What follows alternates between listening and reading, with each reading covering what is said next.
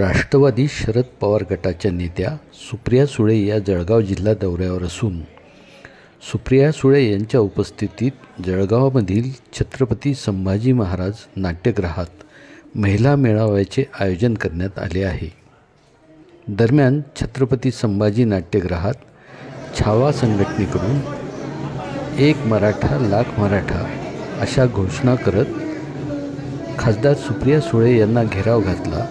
तसेच मराठा आरक्षणाबाबत आपली भूमिका स्पष्ट करण्याची मागणी छावा संघटनेने सुप्रिया सुळे यांना निवेदन देत केली आहे।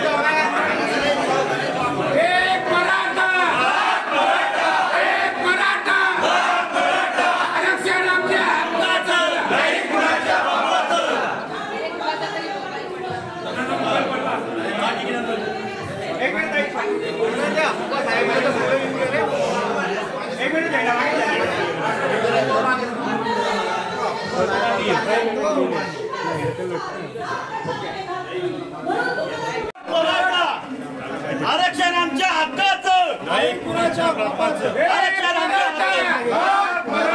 एक मराठा लाख मराठा, आरक्षण आमच्या हक्काचं नाही, कुणाच्या बापाचं। आरक्षण आमच्या हक्काचं नाही, कुणाच्या बापाचं।